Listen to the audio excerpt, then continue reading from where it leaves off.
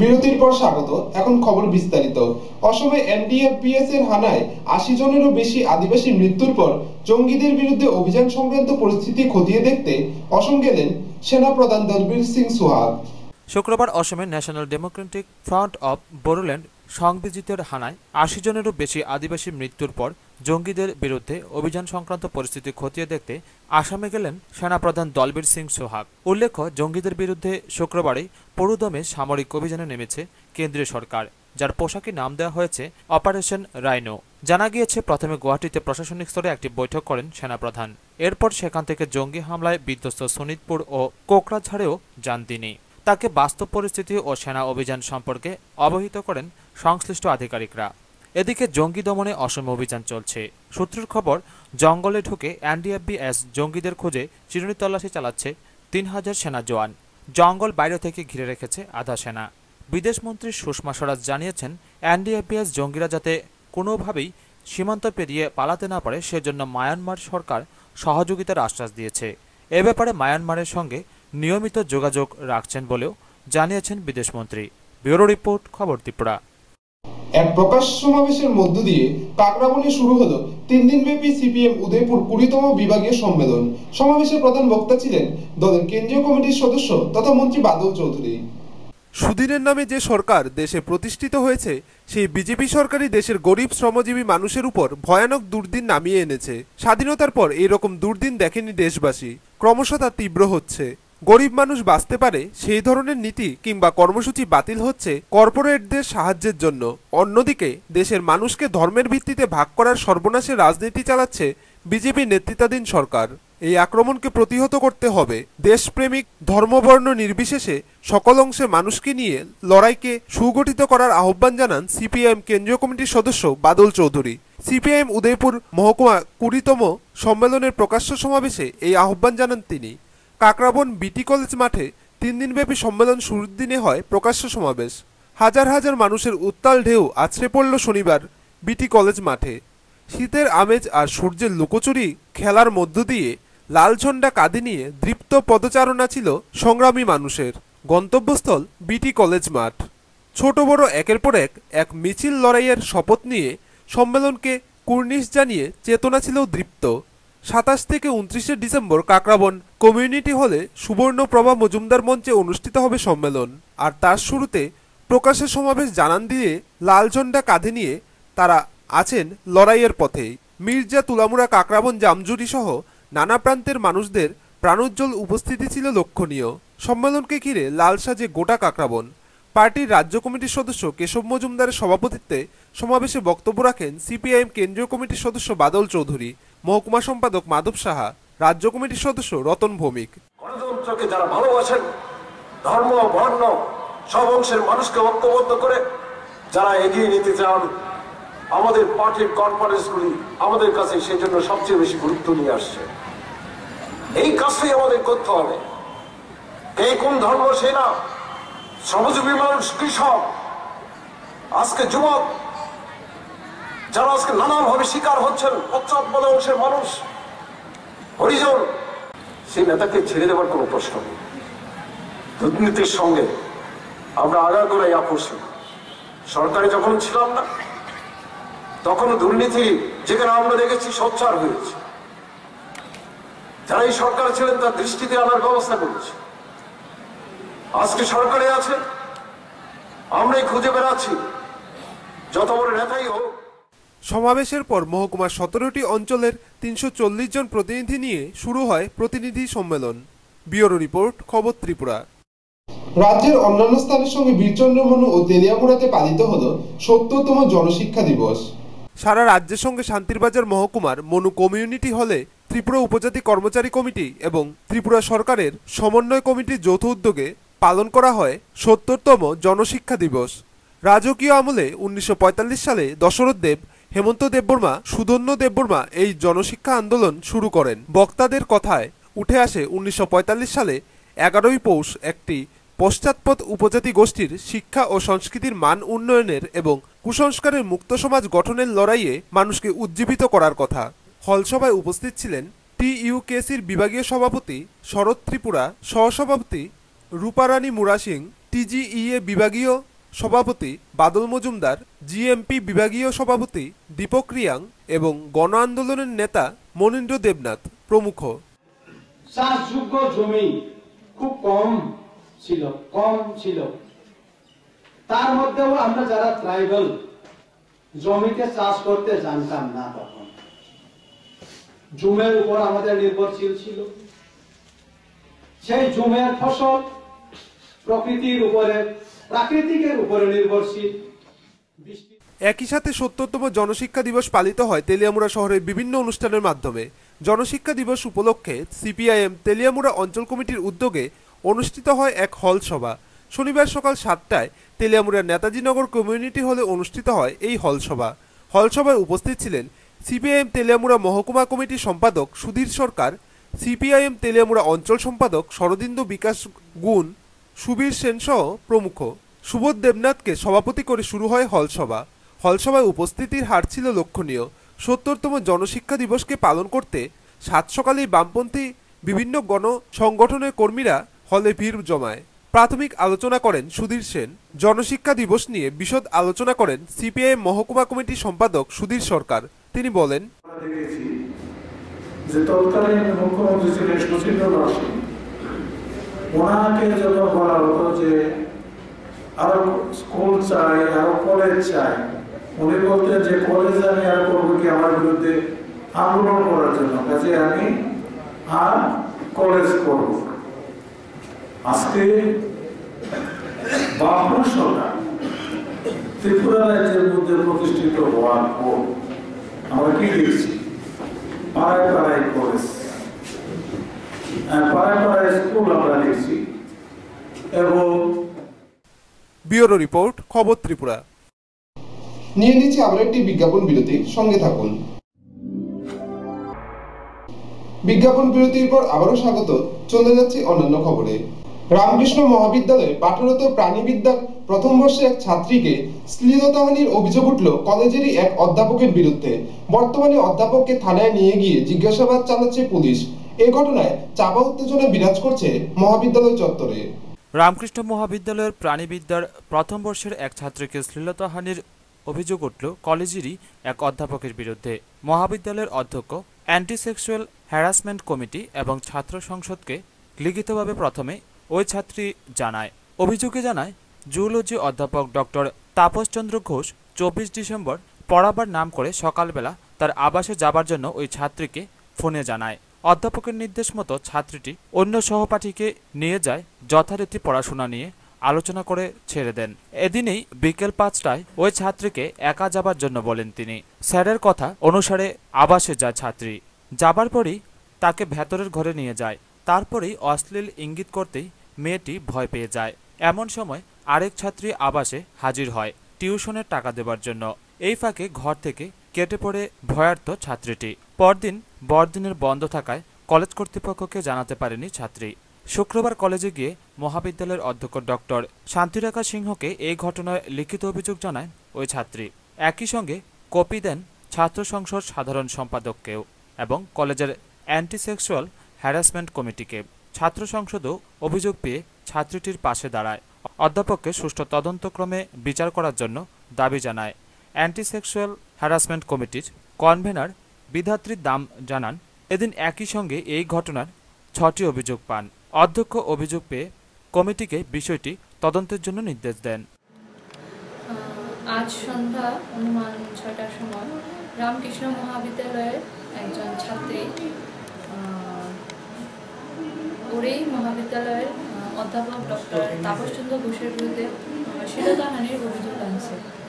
তো অভিযোগ লিখিত অভিযোগ করছে ছাত্রীটি। তো অভিযোগ পাওয়ার পর আমরা যথারীতি একটা কেস নিছি, নেওয়ার পর আমরা তদন্ত শুরু করছি। কেস নাম্বারটা কেস নাম্বার 59। Case number 59। কলেজের প্রথম, দ্বিতীয় এবং তৃতীয় বর্ষের ছাত্রছাত্রীরাও কমিটির কাছে আলাদাভাবে অভিযোগ জানান। অভিযোগ পেয়ে অভিযুক্ত অধ্যাপক ছাত্রীটির সঙ্গে এবং অন্যান্য ছাত্রীদের সঙ্গে কথা বলেন কমিটির সদস্যরা।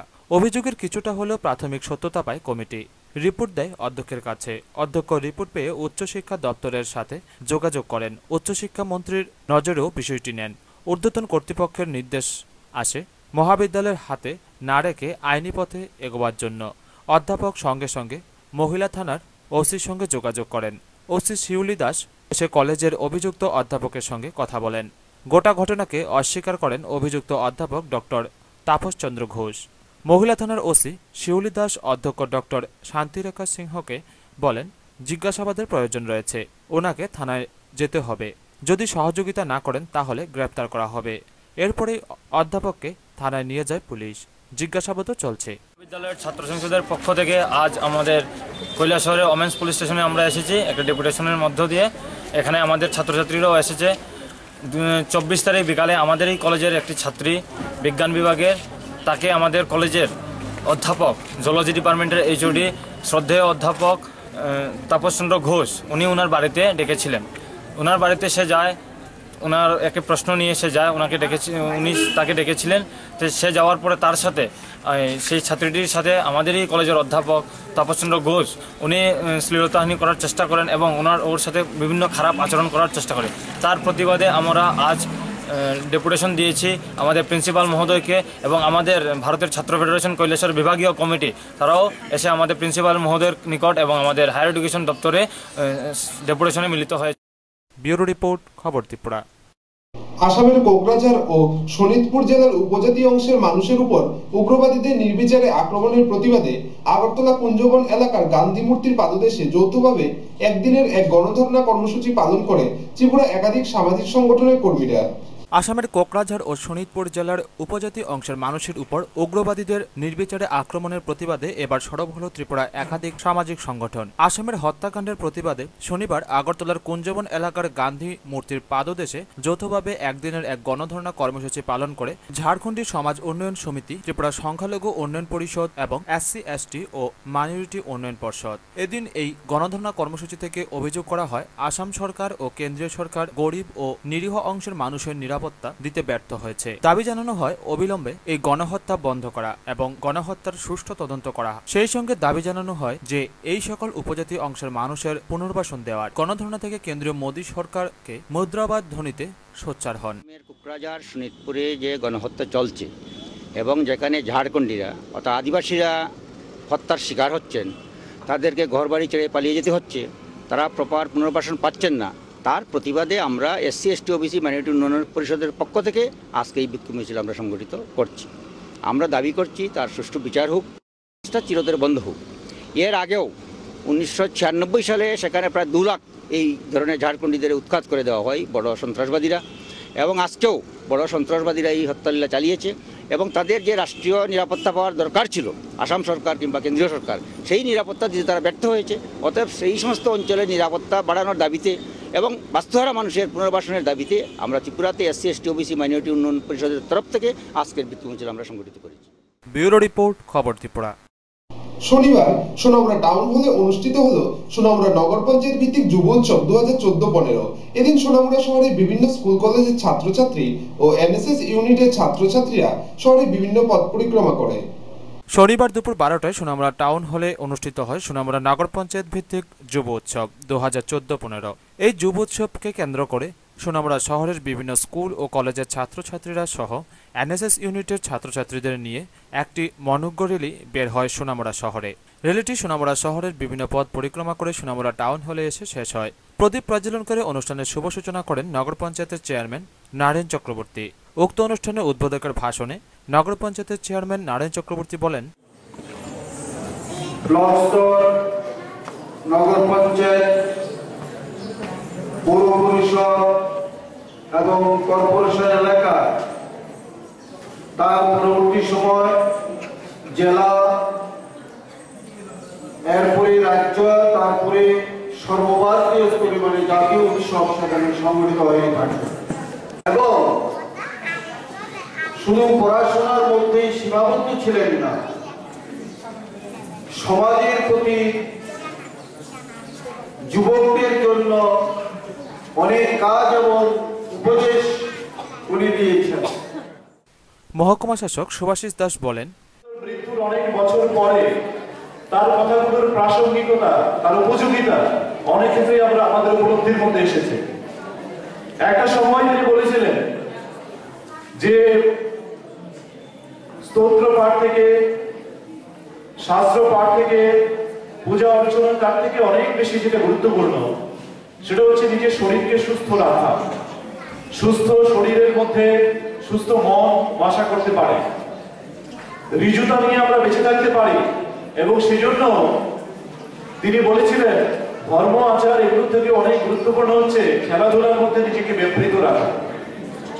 সেই এক কথা যদি এর প্রাসঙ্গিকতা আমরা না বুঝি তাহলে পরে অযথা।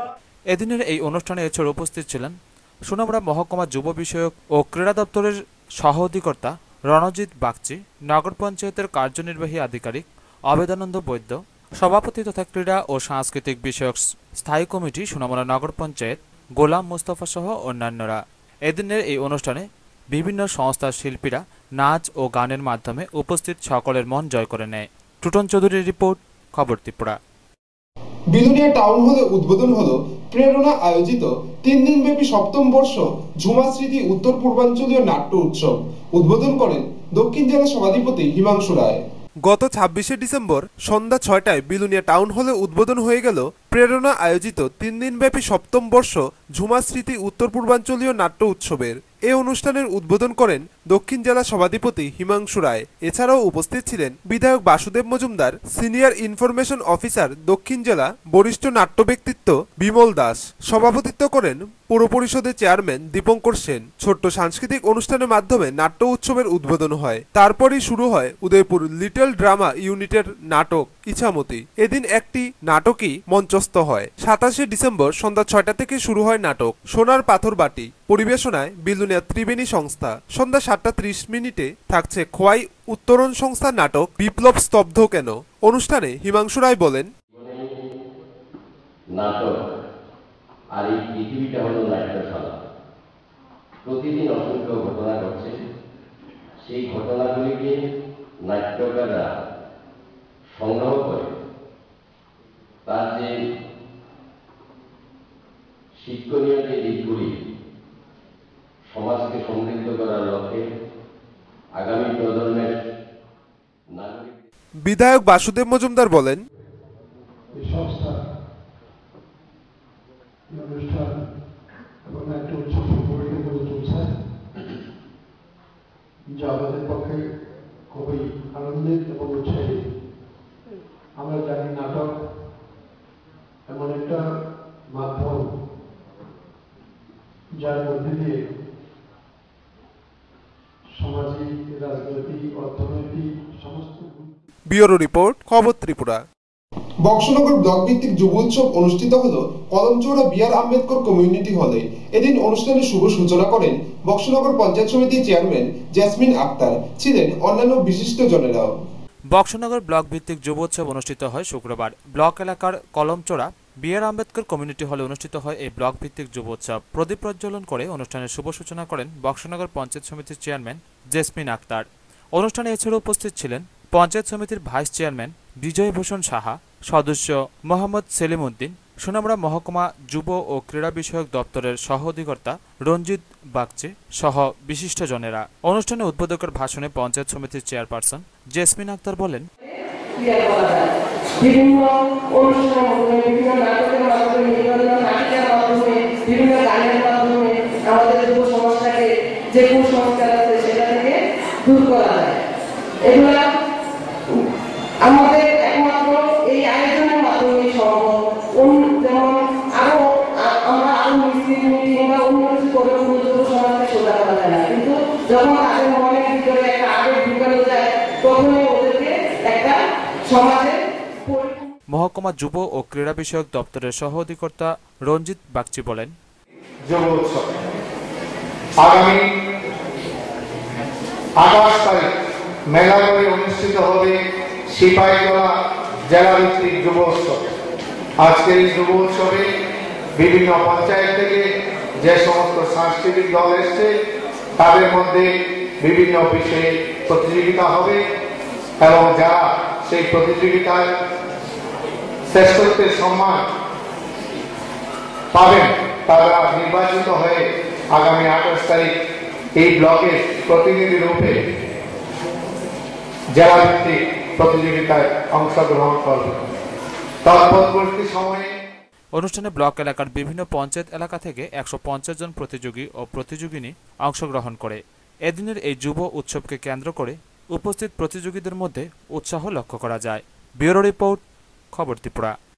রেল স্টেশনের কাজে মাটি কাটতে গিয়ে উঠে এলো প্রাচীনকালের পাথরের মূর্তি। ঘটনা জুলাইবাড়ির বলিবাড়িতে। জুলাইবাড়ি লাগোয়া বলিবাড়ি রেল স্টেশনের কাজে মেশিন দিয়ে মাটি কাটতে গিয়ে মাটির নিচে মিলল বহু বছর পূর্বের ইট সহ পাথরের মূর্তি। প্রতিদিনের মতো শুক্রবার সকাল 7টা নাগাদ রেলের শ্রমিকরা মাটি কাটছিল ডজার দিয়ে। হঠাৎ করে ডজারের চালকের চোখে পড়ে মূর্তিগুলি। সাথে সাথে ডজারের ড্রাইভার মেশিন বন্ধ করে দেয়। জানা যায় 6টি মূর্তি পাওয়া গেছে, কিন্তু পুলিশ ঘটনাস্থলে পৌঁছানোর পূর্বেই 3টি মূর্তিকে কে বা কারা চুরি করে নিয়ে যায়। জুলাইবাড়ি ফাঁড়ি থানার পুলিশ বাকি মূর্তিগুলিকে ফাঁড়ি থানায় নিয়ে আসে। ঘটনা জানাজানি হতেই গ্রামের মানুষ ছুটে আসে ঘটনাস্থলে। দাবি উঠেছে উপযুক্ত তদন্ত করে চুরি যাওয়া মূর্তিগুলি উদ্ধারের। পাশাপাশি এই জায়গায় আরো মূর্তি পাওয়া যেতে পারে বলেও আশা ব্যক্ত করছে তথ্যবিজ্ঞ মহল। খবর পাইছি, খবর পেয়ে পরে এখানে এলাম, এরপরে দেখলাম এই মূর্তিগুলি। এরপরে দেখা গেছি এখানে মাটি করার পর পাওয়া গেছে। কটা মূর্তি পাইছিল? এখানে 3, 4, 5, 6টা একটা টুকরো আসলে টুকরো করি আমি দেখা গেছি। এখন তো আর 2 টুকরো নাই। আমরা মাঝে আপনারা এরপরে আপনাদের খবর দিছি, এরপর আপনারা এসে আমিও আইছি, দেখছি আর 2 টুকরো নাই। যে মাটি কাটতে আছে খবর পাইছে এরা যে মূর্তি কয়টা উঠছে, আরো কত কিছু মূর্তি আসিল এটি টুকরা টুকরা, এটা খবর পাই আমি আইছি আর কি। আচ্ছা, এখন আপনি কয়টা পাইছেন? এখন আমি পাইছি এখানে 2-3 টুকরা পাইছি। এগুলি এখন কি করবেন? আমি নিয়ে যাইতে আছে অফিসে নিয়ে আমার যে উদ্বোধন কর্তৃপক্ষ এরা জানাবো। আমি বড় বউ তারা জানাইছি, আমাদের যে ওসি ওখানে নিয়ে যাইতে আছে জলবায়ু আউটপোস্টে। ব্যুরো রিপোর্ট, খবর ত্রিপুরা। ওয়াংছড়া জগদ্ধাত্রী খোলা মুক্ত মঞ্চে অনুষ্ঠিত হল দক্ষিণ জেলার রাজনগর ব্লক ভিত্তিক যুব উৎসব। এই অনুষ্ঠানে উদ্বোধন করেন বিধায়ক সুদন দাস। দক্ষিণ জেলার রাজনগর ব্লক ভিত্তিক যুব উৎসব অনুষ্ঠিত হয় শনিবার। ব্লক এলাকার ওয়াংছড়া জগদ্ধাত্রী খোলা মুক্ত মঞ্চে অনুষ্ঠিত এই যুব উৎসবের উদ্বোধন করেন বিধায়ক সুদন দাস। অনুষ্ঠানে এছাড়া উপস্থিত ছিলেন দক্ষিণ জেলার জেলা সভাধিপতি হিমাংশু রায়, রাজনগর পঞ্চায়েত সমিতির চেয়ারম্যান রত্না দাস, ব্লক আধিকারিক বিপুল দাস, পঞ্চায়েত সমিতির প্রাক্তন চেয়ারম্যান দ্বিজেন্দ্রচন্দ্র মজুমদার, রাধেশ্যাম সরকার সহ বিশিষ্টজনেরা। অনুষ্ঠানে উদ্বোধকের ভাষণে বিধায়ক সুদন দাস বলেন, সমৃদ্ধ ঐক্যবদ্ধ দেশ হিসাবে গড়ে তোলার, যুবকে পরিণত করার জন্য আমরা চাইছি। এই জন্য এই ধরনের যুব উৎসবের গুরুত্ব অপরিসীম, কিন্তু তার জন্য চাই একটা সুনির্দিষ্ট যুব পরিকল্পনা, যুব নীতি। যে নীতি জেলা সভাধিপতি হিমাংশু রায় বলেন, আমাদের দেশের ধর্মনিরপেক্ষতা সেটাকে নানাভাবে আক্রান্ত করার চেষ্টা চলছে।